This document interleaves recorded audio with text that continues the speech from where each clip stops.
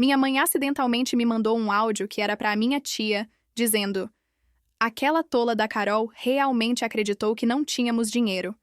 Tudo começou quando meus pais disseram que não podiam pagar 2 passagens, então minha irmã ficou com as férias. Quando voltaram, minha mãe acidentalmente me mandou um áudio que era para a minha tia, dizendo: aquela tola da Carol realmente acreditou que não tínhamos dinheiro. Pelo menos não tivemos que aguentar ela reclamando da comida em Orlando. O áudio continuava com ela rindo e dizendo que minha irmã merecia mais, porque ao menos lhe deu netos. Enquanto eu, aos 28, estava focada na carreira médica. Encaminhei o áudio para o grupo da família no WhatsApp, junto com capturas de tela das transferências mensais de R$ 5.000 que eu vinha fazendo para ajudá-los com as dívidas. Sentei na sala do meu apartamento, o celular tremendo na minha mão enquanto ouvia novamente a voz da minha mãe. A crueldade casual, a enganação ensaiada, o jeito como ela ria mesmo, por me manipular. Por trás da voz dela, dava para ouvir minha irmã Jennifer rindo também, provavelmente deitada em alguma cama de hotel caro que me disseram não poder pagar. O áudio tinha 47 segundos. Ouvi 11 vezes antes que minhas mãos parassem de tremer o suficiente para eu conseguir abrir o app do banco e tirar print. R$ 5.000 por mês. Todo mês. Por 3 anos. São R$ 180.000 que mandei para casa enquanto fazia plantões duplos no hospital, comendo miojo na sala dos médicos, adiando o carro que eu precisava, o apartamento melhor que eu merecia. Tudo porque me disseram que o remédio do coração do meu pai estava os levando à falência. Tudo porque minha mãe dizia que poderiam perder a casa. Tudo porque eu era a filha responsável, a médica, a que podia ajudar. O grupo da família explodiu em minutos. Minha tia Beatriz, a destinatária original do áudio da minha mãe, foi a primeira a responder. Uma sequência de emojis chocados. Depois veio meu primo Daniel. Isso é real? Meu tio Roberto exigiu uma explicação. E então, silêncio. Dos 3 que mais importavam: mamãe, papai e Jennifer. Abri o notebook e comecei a reunir provas que tinha sido ingênua demais para investigar antes. Extratos bancários mostrando compras de luxo no cartão de crédito que meu pai dizia estar estourado com despesas médicas. Postagens da Jennifer no Instagram com localizações em restaurantes caros de Orlando, resorts da Disney, sacolas de grife dispostas cuidadosamente nas camas dos hotéis. Fotos do jantar simples de aniversário da mamãe, que na verdade foi em uma churrascaria onde a entrada custava mais do que minha compra da semana. O celular começou a tocar. Mãe, aparecendo na tela. Deixei cair na caixa postal. Depois, pai. Caixa postal. Em seguida, Jennifer. Caixa postal. As mensagens começaram a chover. Carol, querida, foi um mal-entendido. Amor, o áudio da sua mãe foi tirado de contexto. Podemos conversar como adultos? Como adultos. Como se adultos manipulassem a própria filha por R$ 180.000, rindo pelas costas dela. Abri minha lista de contatos e encontrei o número do Marcos, colega da faculdade de medicina que trocou a clínica pela contabilidade forense. Mandei mensagem. Preciso da sua ajuda profissional. Fraude financeira familiar. Pode me ver amanhã? Resposta imediata. Meu escritório. 9 horas. Traga tudo. O grupo da família estava um caos. Parentes cobrando explicações. Minha avó, que eu achava estar do lado deles, mandou uma mensagem que congelou todo mundo. Sempre me perguntei de onde a Hilda tirava dinheiro para essas viagens. Agora sei. Roubou da própria filha. Mamãe tentou ligar de novo. Atendi dessa vez, no Viva Voz, enquanto organizava documentos. Carol, graças a Deus. Escuta, aquele áudio. Foi muito claro, interrompi com a voz firme. Você me chamou de tola. Riu de me enganar. Disse que a Jennifer merecia mais porque te deu netos. Você está levando isso longe demais. R$ 80.000, mãe. Foi o que te enviei em 3 anos.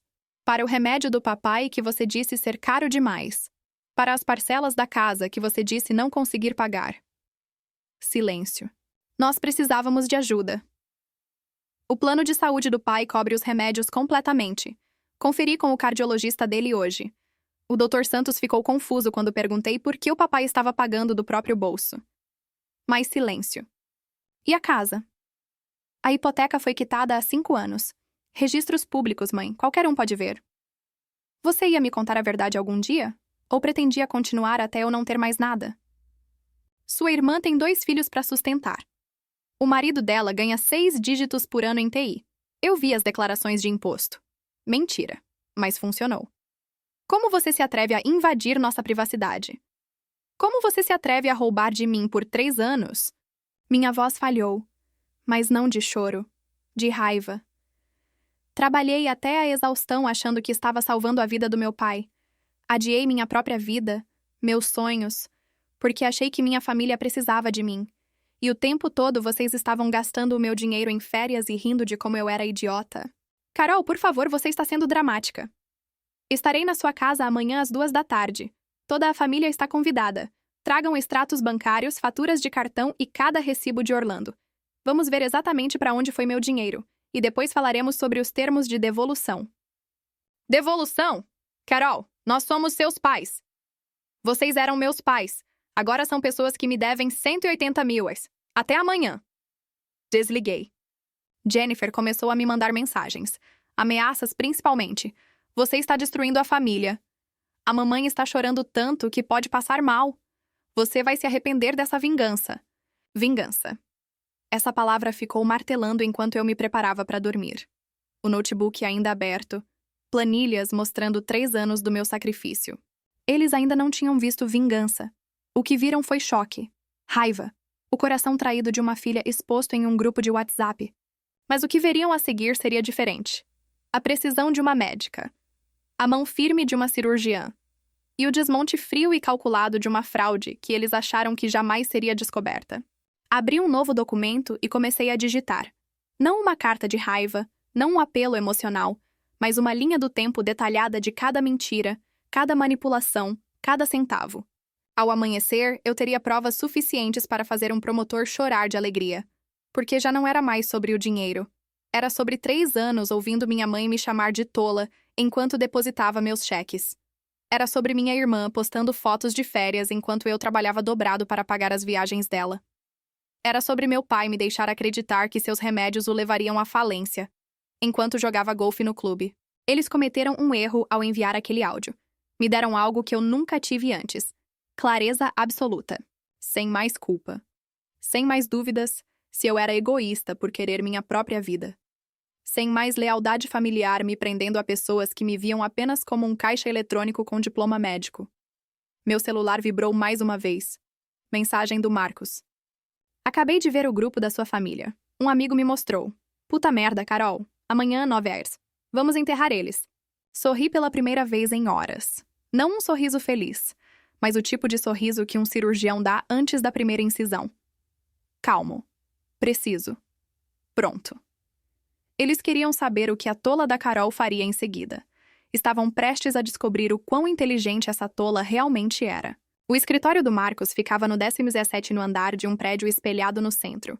Cheguei antes das 9, mas ele já me esperava, com 2 xícaras de café fumegando e aquele olhar de quem sabia que vinha problema grande por aí.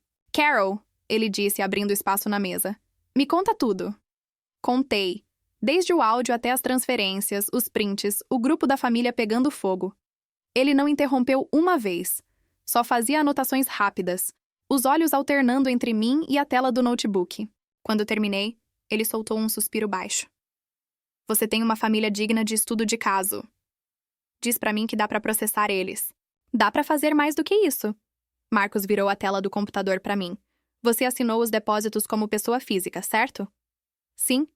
Então, tecnicamente, foi um empréstimo familiar sem contrato. Eles podem até alegar que foi doação, mas com as provas do áudio, das mentiras e das faturas de luxo... Carol, isso é fraude emocional com enriquecimento ilícito. A expressão dele era metade seriedade, metade empolgação profissional. O melhor? Podemos pedir restituição integral com juros e correção monetária. E se provarmos que houve má-fé, o que claramente houve, ainda cabe indenização por dano moral. Eu sorri sem mostrar os dentes. Quanto tempo até tudo isso acontecer? Depende. Você quer fazer isso em silêncio ou em alto e bom som? Fiquei em silêncio por alguns segundos, olhando pela janela. Lá embaixo, o trânsito parecia uma artéria pulsante de gente apressada, cada um cuidando da própria vida. E eu ali, prestes a dissecar a minha própria família. Em alto e bom som. Marcos assentiu. Então vamos fazer direito. Nada de barraco. Vamos pelo caminho legal. Mas você vai precisar de frieza. Frieza. A palavra soou perfeita. Nos dias seguintes, Marcos e eu mergulhamos no trabalho. Ele rastreou transferências, cruzou gastos, comparou datas e localizações. Descobrimos que a dívida da casa nunca existiu e que o remédio caro do coração do meu pai era, na verdade, um suplemento importado de ômega 3, comprado pela internet. Cada nova descoberta era um golpe, mas também um passo em direção à justiça. A pior parte veio quando Marcos encontrou transferências diretas da conta da minha mãe para a da Jennifer durante as semanas em que diziam estar sem dinheiro para luz. E mais, passagens compradas no mesmo dia em que ela me ligou chorando, dizendo que não tinham como pagar o convênio médico do meu pai. Aquela ligação ecoou na minha cabeça. Eu lembrava de cada palavra, de cada soluço falso. Na época, acreditei tanto que até fiz uma TED extra, para ajudar. Agora, só ouvia o som frio do mouse do Marcos clicando e o teclado confirmando.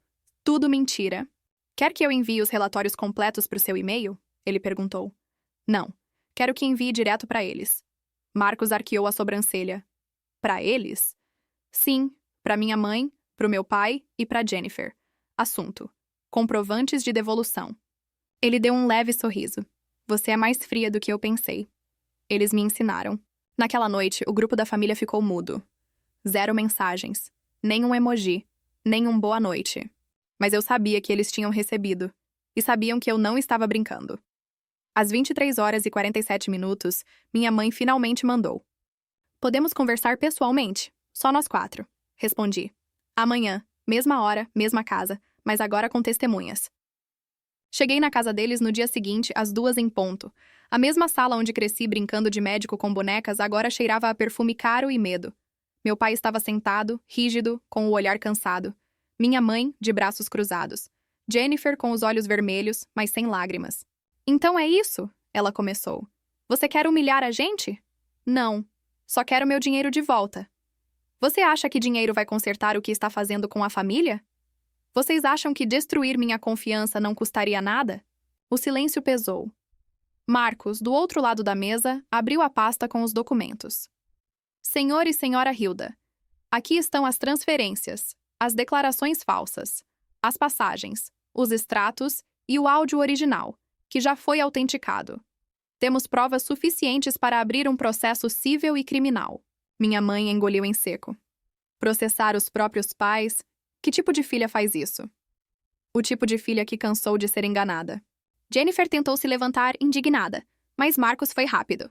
Senhora Jennifer, há depósitos diretos em sua conta provenientes da sua mãe, com origem identificada no dinheiro da Carol. Isso é apropriação indevida. Você está incluída. A cor sumiu do rosto dela. Você vai mesmo destruir a gente? Não. Vocês se destruíram sozinhos. Eu só estou mostrando as provas. Quando saí daquela casa, senti o vento quente da tarde bater no rosto. Por um segundo pensei que fosse sentir culpa. Mas não senti. Senti alívio. No elevador, Marcos olhou para mim e disse: Vai ser um processo longo. Você está pronta para isso? Estou. Demorou 3 anos para eles me tirarem tudo. Posso esperar o tempo que for para recuperar. Ele sorriu de leve. Então, doutora, vamos começar a cirurgia. O processo começou silencioso, quase discreto. Marcos protocolou tudo no fórum com uma calma cirúrgica. Mas por dentro, eu fervia. A cada notificação judicial que saía, eu sentia como se estivesse retirando uma farpa antiga da pele. Dolorido, mas libertador. 3 dias depois, o telefone tocou. Era minha mãe. Você tá feliz agora, Carol? Seu pai passou mal depois da intimação. Tá no hospital. Ele vai sobreviver. Ele sempre sobrevive. Ela ficou muda por alguns segundos. Você tá fria. Não era assim. Você também não era mentirosa. As pessoas mudam. Desliguei. Marcos, que ouviu tudo do outro lado da sala, levantou o olhar do notebook. Eles vão tentar te fazer desistir jogando culpa. É o manual do manipulador. Eu sei, eles sempre foram bons nisso. Nos dias seguintes, os efeitos começaram a aparecer. O círculo social da minha mãe, as amigas, as vizinhas, o pessoal da igreja, começou a se afastar. Todo mundo ficou sabendo. Não por mim, mas porque ela tentou se justificar antes de tempo. As versões começaram a se espalhar. Carol tá processando os pais por dinheiro. Ela surtou. Tá sendo manipulada por um advogado ganancioso. A cada história eu ficava mais em silêncio, e quanto mais eu me calava, mais nervosos eles ficavam. Até que um dia, Marcos me ligou com a voz diferente. Carol, você tem 1 minuto? Claro. Tem uma coisa que você precisa ver. E não é boa. Cheguei no escritório e ele já estava com o notebook aberto. Na tela, um extrato. Mas não era meu. Era do meu avô. Pai da minha mãe. Você conhece essa conta? Ele perguntou. Não. Por quê? Marcos aumentou o zoom. Essas transferências vieram direto da conta dele para a sua mãe e depois para você. E adivinha o que ela alegou na declaração do imposto? Doação? Empréstimo para pagar tratamento médico. Só que o seu avô faleceu há 2 anos. Meu coração gelou. Você tá dizendo que ela movimentou a conta dele depois que ele morreu? Exatamente. E mais, usou o nome dele para justificar parte do dinheiro que entrou na conta da Jennifer. Ou seja, falsificação e estelionato. Eu encostei na cadeira tentando processar. Minha mãe tinha ido mais longe do que eu imaginava. Ela não só me enganou, ela profanou o nome do próprio pai para sustentar as mentiras. Marcos, eu sei, isso muda tudo. Decidimos incluir as novas provas no processo. Mas como era esperado, a bomba explodiu. No dia seguinte, minha mãe me mandou uma mensagem. Você acha que Deus vai te perdoar por isso? Respondi. Eu não tô pedindo o perdão dele. Tô pedindo justiça. As audiências começaram 1 mês depois. Meu pai mal olhava para mim. Jennifer chorava toda vez que o juiz falava em desvio de valores. E minha mãe mantinha a cabeça erguida, mas a máscara dela rachava um pouco mais a cada sessão. O ponto de virada veio quando o juiz perguntou: Senhora Hilda, por que a senhora falsificou assinaturas do seu pai em documentos bancários? O silêncio dela foi o som mais alto daquela sala. Nem o ar-condicionado ousava zumbir. Depois de alguns segundos eternos, ela murmurou: Eu fiz pelo meu marido. Ele estava doente. Eu não sabia o que mais fazer. O juiz respondeu calmo. Mas sabia roubar da própria filha. A sentença provisória saiu 2 semanas depois. Bloqueio de bens, restituição parcial imediata e investigação criminal em andamento. Marcos me ligou à noite. Ganhamos a primeira batalha. Eu só consegui responder. Mas perdemos a família. Ela já estava perdida, Carol. Você só abriu os olhos. Naquela noite, deitei sem chorar pela primeira vez em meses.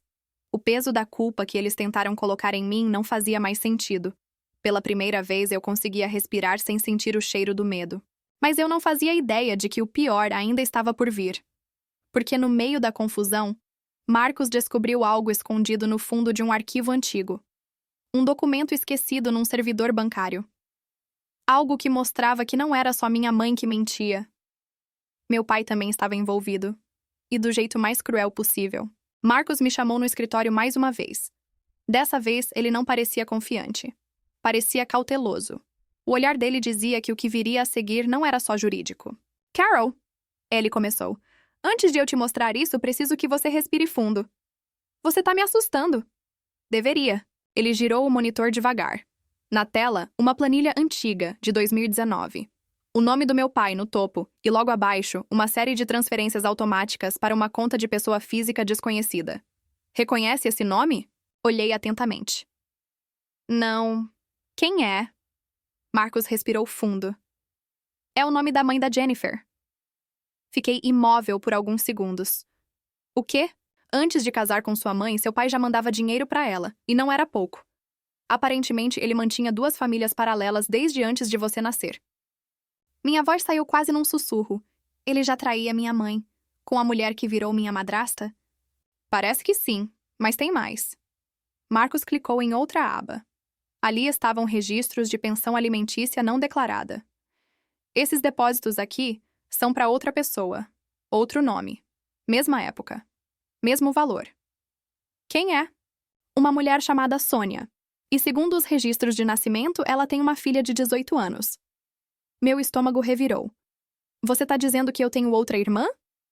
Tecnicamente, sim. E ela mora a menos de 30 minutos daqui. Fiquei muda. Por dentro, uma mistura de raiva, nojo e uma tristeza que eu não sabia descrever. Meu pai sempre fez questão de dizer que família é o que mais importa. Agora eu sabia por quê. Ele tinha várias. Marcos me observava em silêncio, esperando eu reagir. Mas eu só consegui dizer. Ele mentiu para todo mundo. Até para a própria amante. Quer que eu investigue mais fundo? Não. Quero que ele me conte. 2 dias depois, fui ao hospital. Meu pai ainda estava internado, se recuperando do susto da intimação. Entrei no quarto e fechei a porta. Ele fingiu estar dormindo. Pode parar, pai. Eu sei. Ele abriu os olhos devagar. Do que você tá falando? Da mãe da Jennifer, da Sônia, da filha dela, de tudo. O silêncio que se seguiu foi ensurdecedor. Ele olhou pro teto, depois pra mim, e pela primeira vez em anos não tinha nenhuma desculpa ensaiada. Você não entenderia. Então me explica. Ele passou a mão no rosto, cansado. Eu era jovem, Carol. Fiz escolhas ruins. Quando sua mãe engravidou, eu já estava com outra mulher. E quando ela descobriu, eu tentei consertar. Só que consertar para mim significava mentir. E mentir virou um hábito. E quando exatamente você ia parar? Quando acabasse todas as mentiras ou todas as mulheres? Ele me olhou, os olhos marejados.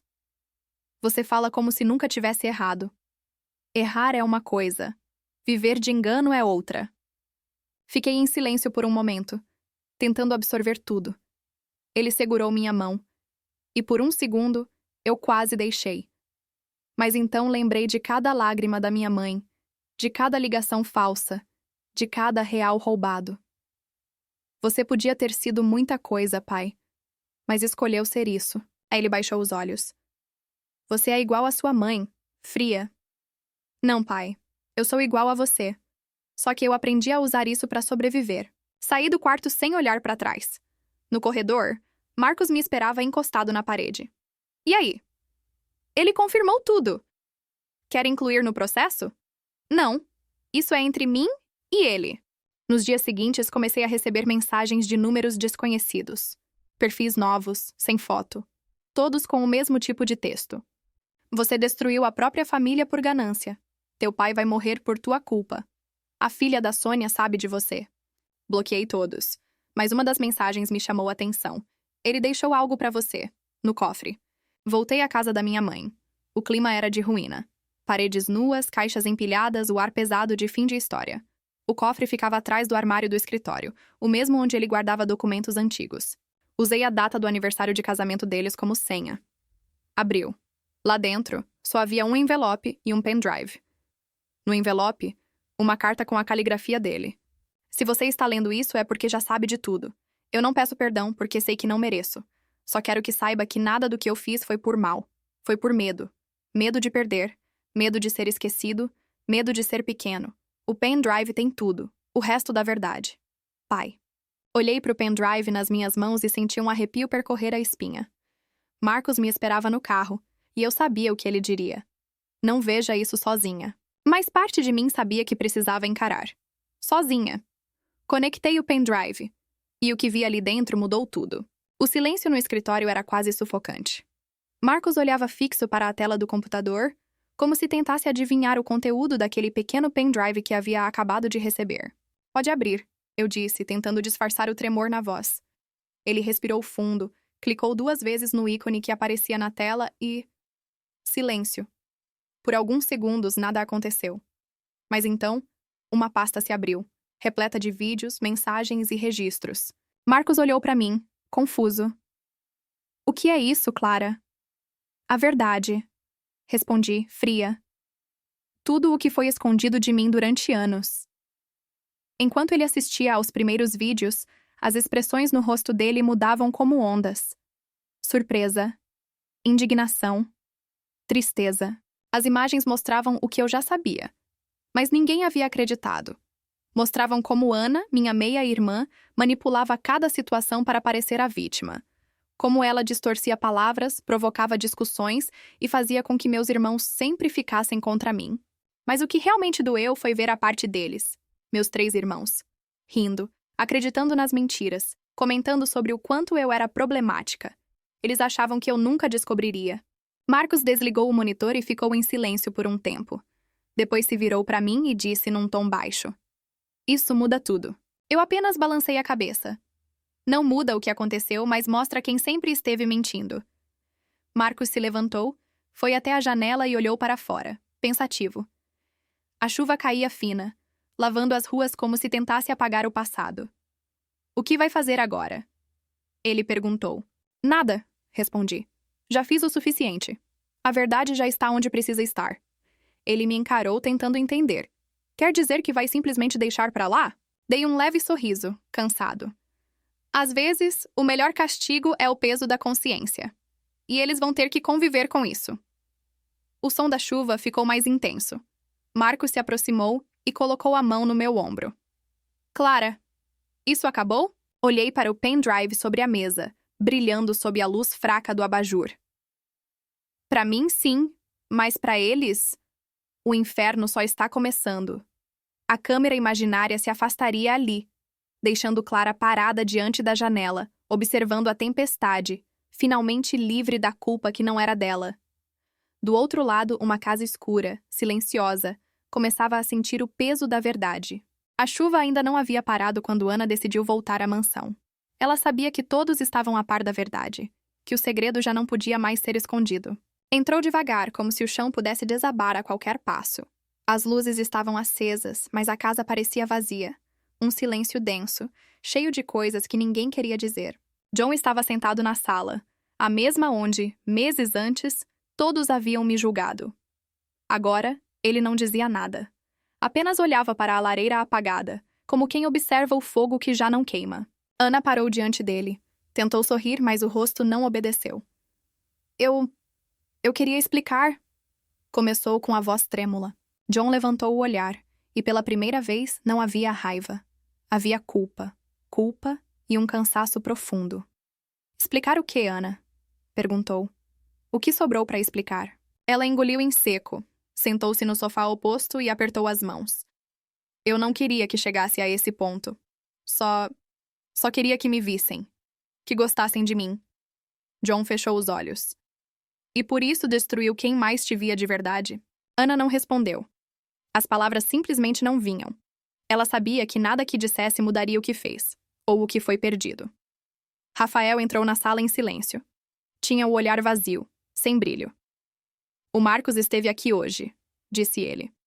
Entregou tudo. Os vídeos, as mensagens. Ana respirou fundo. Eu sei.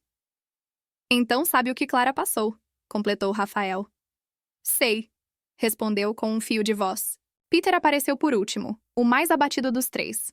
Trazia nas mãos uma foto antiga. Nós quatro, ainda crianças. Ele olhou para a imagem por um longo tempo antes de falar. A gente acreditou em você, Ana. E por isso, a gente perdeu a nossa irmã. Ana começou a chorar. Não era o choro teatral de antes, o que usava para manipular. Era um choro real, silencioso, o som de alguém que finalmente entende o estrago que causou. Eu nunca quis que ela morresse, sussurrou. Eu só queria ser amada como ela era. John se levantou e foi até a janela, observando a chuva cair. E conseguiu? Perguntou sem se virar. Ana baixou a cabeça. Não. Pois é, ele respondeu. O amor que se conquista destruindo o outro, nunca dura. O relógio da sala marcava quase meia-noite. Rafael apagou as luzes e disse: Amanhã de manhã você vai embora. Ana não contestou. Apenas assentiu com o rosto molhado de lágrimas. Antes de sair, olhou em volta. Cada canto daquela casa que, por um tempo, ela acreditou ser dela. Eu sinto muito, disse. Por tudo. E pela primeira vez, talvez ela realmente sentisse. Enquanto ela subia as escadas, o som da chuva se misturava ao eco dos passos. Lá fora, o vento balançava as árvores como se o mundo estivesse suspirando junto com a casa. John, Peter e Rafael permaneceram em silêncio. Nenhum deles disse nada. Porque às vezes, quando a verdade chega, não há mais nada a ser dito. Ana partiu logo ao amanhecer. Nenhum dos três irmãos desceu para se despedir. O som do portão se fechando foi o último vestígio da presença dela naquela casa. E, de certo modo, o fim de tudo que um dia fingiu ser uma família. Por horas, ninguém disse uma palavra. John permaneceu no escritório, sentado à frente da mesma mesa onde, um dia, assinara documentos tentando me tirar da guarda da mamãe. O mesmo lugar onde ele havia jurado que sabia o que era melhor para mim. Agora, ele olhava para o vazio. Entre papéis espalhados e um copo de café frio, sussurrou. Eu falhei com ela. Rafael estava no ateliê, encarando uma tela em branco há dias. O pincel tremia em sua mão, mas ele não conseguia pintar nada. Tudo o que tentava criar se transformava em borrões, como se a culpa manchasse até as cores. Peter, por sua vez, não tocava mais piano. As teclas estavam cobertas por uma fina camada de poeira. De vez em quando, ele sentava no banco, colocava as mãos sobre o instrumento. Mas o som não vinha. Era como se o silêncio fosse o único acorde possível depois de tudo. A casa, antes cheia de vozes, risadas e passos apressados, agora parecia um eco do passado. Cada cômodo guardava lembranças. O corredor onde eu costumava correr, a sala onde ríamos juntos, o jardim onde Ana fingia ser doce. À noite, os três se reuniram pela primeira vez desde que a verdade veio à tona. Sentaram-se na sala, em volta da lareira apagada. Ninguém acendeu o fogo. John foi o primeiro a falar. Às vezes eu ainda ouço a voz dela. Peter o encarou. Da Clara? John assentiu. É como se ela ainda estivesse aqui, observando. Rafael olhou para o teto e respirou fundo. Talvez esteja. Como assim? Perguntou Peter. Talvez a lembrança dela não vá embora enquanto a gente não fizer o que precisa ser feito. John franziu a testa. E o que seria isso? Parar de fugir, respondeu Rafael. Admitir o que fizemos, não para ela, mas para nós mesmos. O silêncio voltou, pesado. Por um momento, o som da chuva lá fora pareceu se misturar com o estalar de algo distante. Talvez o vento, talvez o tempo se movendo devagar. Peter quebrou o silêncio. Eu sonho com ela às vezes. Ela não fala nada, só olha para mim. E eu acordo com essa sensação de que ainda preciso pedir perdão. John se levantou, caminhou até a janela e olhou para a noite escura. Talvez o perdão dela já tenha vindo, disse. O que falta agora é a gente se perdoar. Os três permaneceram ali, quietos. Nenhum deles chorou. Nenhum gritou. Apenas ficaram em silêncio. O tipo de silêncio que não vem da paz, mas da compreensão do que nunca mais poderá ser consertado. A mansão, agora vazia, parecia respirar junto com eles. As paredes guardavam as vozes, os erros e as verdades não ditas. E, em algum lugar entre as sombras e o som distante da chuva, havia algo leve, quase como um sussurro. Talvez fosse o vento, ou talvez fosse eu finalmente em paz. O sol nasceu tímido naquela manhã. A chuva da noite anterior havia lavado o ar, e um cheiro de terra molhada invadia cada canto da propriedade. Era estranho como, depois de tanto tempo, a casa finalmente parecia respirar de novo. John foi o primeiro a acordar. Abriu as janelas do escritório e deixou a luz entrar. O vento bagunçou os papéis, espalhou fotos antigas e fez uma delas cair no chão. Uma foto nossa, ainda crianças, sorrindo em frente ao portão da escola. Por um instante ele sorriu também, mas era um sorriso cansado, de quem entende tarde demais o valor de algo simples. Rafael apareceu pouco depois, segurando uma tela nova. Sem dizer nada, colocou-a sobre o cavalete e começou a pintar. As mãos ainda tremiam, mas os traços agora pareciam firmes, como se, enfim, ele soubesse o que queria expressar. Era um retrato. 3 figuras de costas, olhando o mar ao entardecer. Nenhum rosto, só silhuetas e um horizonte aberto. Peter desceu as escadas em silêncio, vestindo o mesmo suéter que usava no dia do enterro. Foi até o piano. Passou a mão pelas teclas, tirando a poeira. Depois, respirou fundo e tocou. Uma melodia lenta, suave, familiar. A mesma que a mamãe cantava pra gente dormir quando éramos pequenos. A música ecoou pela casa, subindo pelas paredes, alcançando o andar de cima, o jardim e, talvez, algo além do que os olhos podiam ver. John se aproximou do piano e colocou uma mão no ombro de Peter. Rafael largou o pincel e ficou observando. Ninguém falou nada. Mas naquele instante, o som dizia tudo. Quando a última nota cessou, o silêncio voltou. Mas dessa vez era diferente. Não era o peso da culpa. Era o vazio depois de um ciclo completo. John saiu para o jardim e olhou o céu. A luz batia nas folhas molhadas, refletindo pequenos pontos brilhantes. Ele sussurrou, quase sem voz. Clara. E pela primeira vez em muito tempo não havia dor naquele nome. Havia paz. Peter se juntou a ele, e Rafael também. Ficaram ali, lado a lado, olhando o mesmo horizonte. 3 homens marcados por erros, agora aprendendo o significado do perdão. Aquele que não apaga o passado, mas ensina a carregar o que resta dele. No portão, o vento balançava a placa antiga da casa. O som metálico ecoava como uma despedida. A John virou-se para os irmãos. Está na hora de irmos, não está? Rafael assentiu.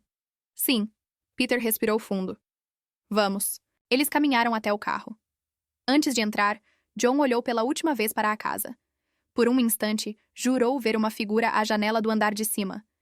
Uma silhueta calma, observando. Mas quando piscou, não havia mais nada. O motor ligou. O portão se abriu. E a casa ficou ali, imóvel, cercada de vento e lembranças. Do lado de dentro, o retrato de Rafael ainda secava sobre o cavalete. A tinta do horizonte cintilava sob a luz do sol. E lá fora, o mundo seguia seu curso. Como se, finalmente, tudo tivesse encontrado o lugar certo para descansar. Se gostou, não se esqueça de se inscrever no canal para acompanhar sempre histórias como essa.